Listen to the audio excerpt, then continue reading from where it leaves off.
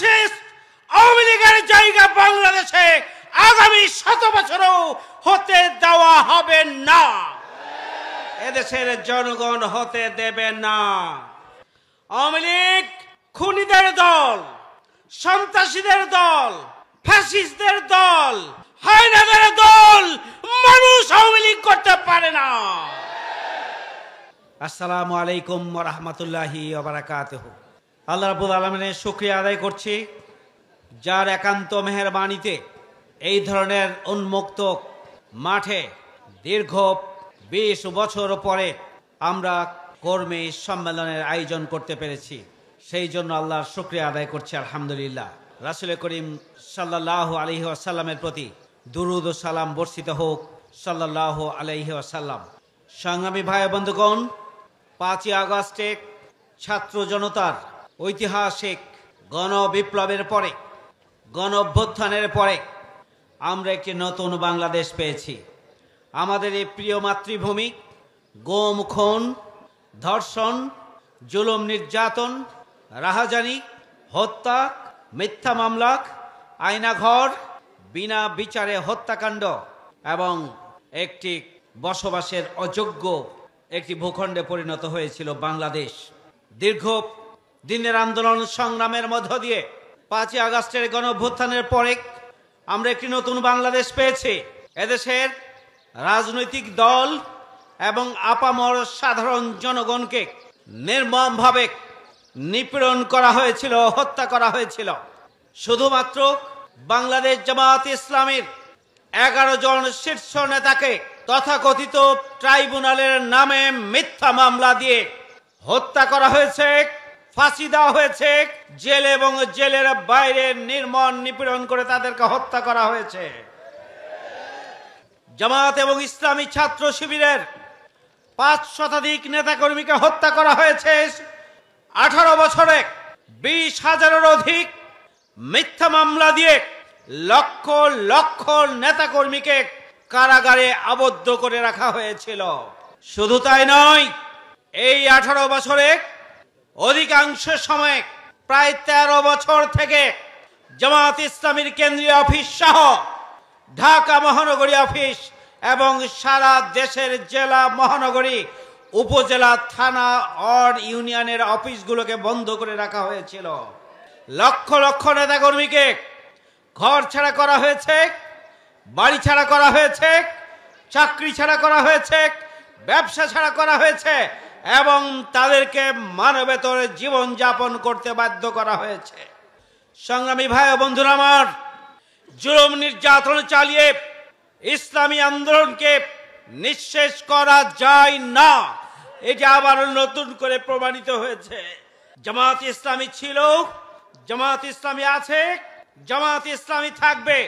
আজকের পরিবর্তিত প্রেক্ষাপটে নতুন বাংলাদেশে বাংলাদেশ জামাত ইসলামী হচ্ছে অনিবার্য বাস্তবতা। জামাত ইসলামীকে ইগনোর করার কোনো সুযোগ নেই। সংগ্রামী ভাইয়েরা আমার, আওয়ামী লীগ, শেখ হাসিনা, তাদের কবর রচনা হয়েছে 5ই আগস্টের গণঅভ্যুত্থানের মধ্য দিয়ে। শেখ হাসিনা পিছন দরজা দিয়ে পালিয়েছেন। তিনি 1 তারিখে জামাত ইসলামীকে নিষিদ্ধ করেছিলেন। 5 তারিখে দেশের জনগণ তাকে নিষিদ্ধ করে বিদেশে পালাতে বাধ্য করেছে। পরিবর্তিত এই নতুন বাংলাদেশকে নিয়ে নতুন করে ষড়যন্ত্র শুরু হয়েছে। আমরা শুনতে পাচ্ছি শেখ হাসিনা বিদেশে থেকে বাংলাদেশের আওয়ামী লীগকে অর্গানাইজ করে এবং তাদের বাম রাম বুদ্ধিজীবীদের দিয়ে নতুন করে আওয়ামী লীগকে প্রতিষ্ঠা করতে চায়। কিন্তু গাছে কাঁঠাল, গোফে তেল, এটা সম্ভব নয়। বাংলাদেশের জনগণ আওয়ামী লীগকে আর বরদাস্ত করবেন না।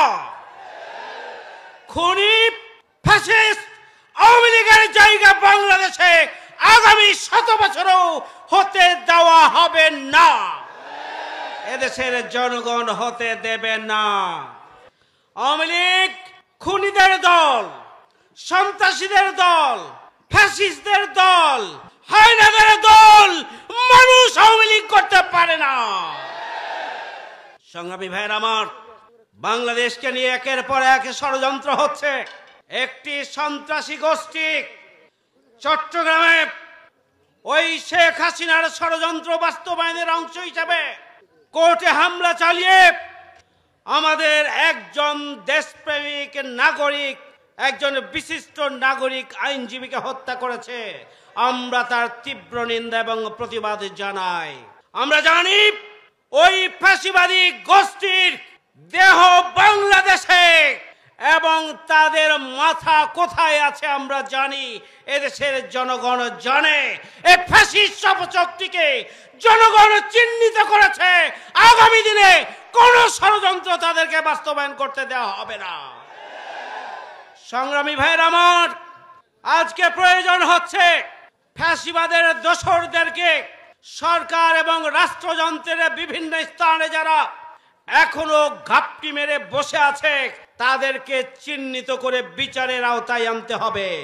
শেখ হাসিনা এই ফ্যাসিস্ট অপশক্তির পক্ষে বাংলাদেশে এখনো যারা ইনিয়ে বিনিয়ে কথা বলছেন তাদেরকে জনগণের পালস বুঝতে হবে, তাদেরকেও চিহ্নিত করতে হবে এবং তাদের বিরুদ্ধেও পদক্ষেপ গ্রহণ করতে হবে।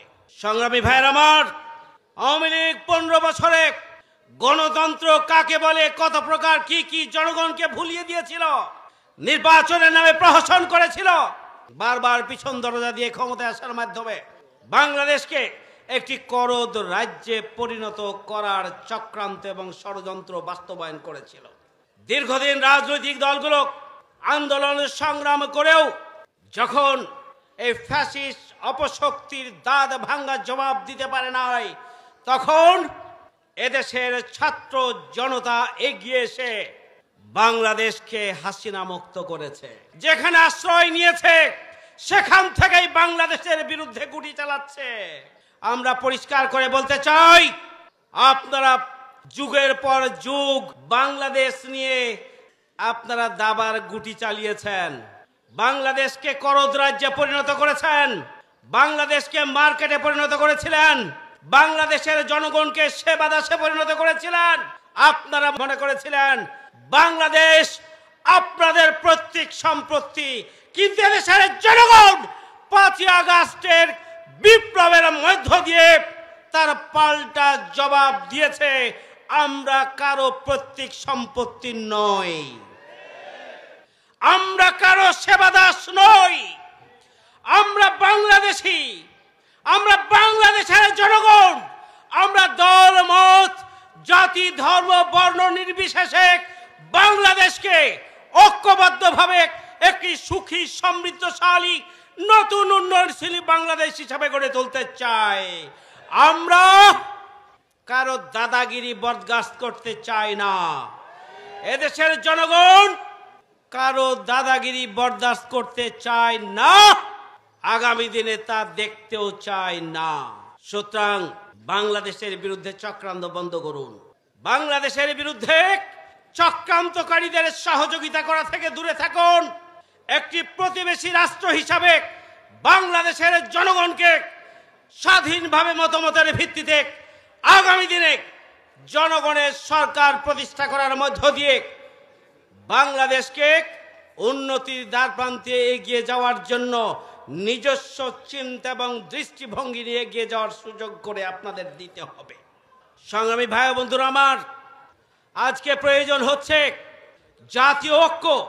আমি মনে করি বর্তমান সময়ের যে সংকট, সেই সংকট উত্তরণের জন্য সবচাইতে বড় মেসেজ হচ্ছে, সবচাইতে বড় গাইডলাইন হচ্ছে, নির্দেশনা হচ্ছে যে আসুন আমরা দল মত জাতি ধর্ম বর্ণ নির্বিশেষে আমরা বাংলাদেশি যারা ঐক্যবদ্ধভাবে 5ই আগস্টের চেতনাকে ধারণ করে আগামী দিনে একটি শক্তিশালী বাংলাদেশ গড়ে তোলার জন্য ভূমিকা পালন করি। সংগ্রামী ভাইয়ের আমার, এই পরিবর্তিত বাংলাদেশে অভাব হচ্ছে সৎ এবং যোগ্য নেতৃত্বের, অভাব হচ্ছে সততার, সংকট হচ্ছে দুর্নীতিমুক্ত মানুষের, সংকট হচ্ছে সন্ত্রাসমুক্ত মানুষের, সংকট হচ্ছে অন্যের অধিকারকে প্রতিষ্ঠার জন্য প্রয়োজনে নিজের অধিকারকে জলাঞ্জলি দেওয়ার সংকট। সুতরাং সেই সংকট পূরণে বাংলাদেশ জামাত ইসলামের কর্মী সমর্থক সুধীমণ্ডলীকে আজকে দেশ এবং জাতি গঠনের জন্য ঐতিহাসিক অবদান রাখতে হবে। জামাত ইসলামী সৎ ও যোগ্য নেতৃত্ব প্রতিষ্ঠা করতে চাই। জামাত ইসলামী সন্ত্রাস এবং দুর্নীতিমুক্ত বাংলাদেশ গড়ে তুলতে চাই। জামাত ইসলামী একটি সুখী সমৃদ্ধশালী নতুন বাংলাদেশ গড়ে তুলতে চায়। সুতরাং সেই বাংলাদেশ বিনির্মাণের জন্য আমাদেরকে জামাত ইসলামীর যে আদর্শ, যে ইসলামকে আমাদেরকে মানুষের কাছে ইসলামের আদর্শের সৌন্দর্যকে তুলে ধরতে হবে। মানুষের দ্বারে দ্বারে ইসলামের বিরুদ্ধে যে অপপ্রচার রয়েছে, জামাত ইসলামের বিরুদ্ধে যে অপপ্রচার রয়েছে, সেই অপপ্রচারের জবাব জামাত ইসলামের নেতাকর্মীদেরকে দিতে হবে এবং আগামী দিনে একটি সুখী সমৃদ্ধশালী দুর্নীতিমুক্ত নতুন বাংলাদেশ গড়ে তোলার জন্য জামাত ইসলামীর কর্মীদেরকে সততা, যোগ্যতা এবং ন্যায়নিষ্ঠার ভিত্তিতে নিজেদেরকে দেশ গড়ার উপযুক্ত হাতিয়ার হিসাবে আমাদের নিজেদেরকে গড়ে তুলতে হবে এবং আমরা এদেশের জনগণকে সাথে নিয়ে আগামী দিনে রাজধানীকে ইসলামী আন্দোলনের একটি শক্তিশালী ঘাঁটিতে পরিণত করার জন্য আমরা ভূমিকা পালন করব ইনশাআল্লাহ। আসসালামু আলাইকুম ওয়া রাহমাতুল্লাহি ওয়া বারাকাতুহু।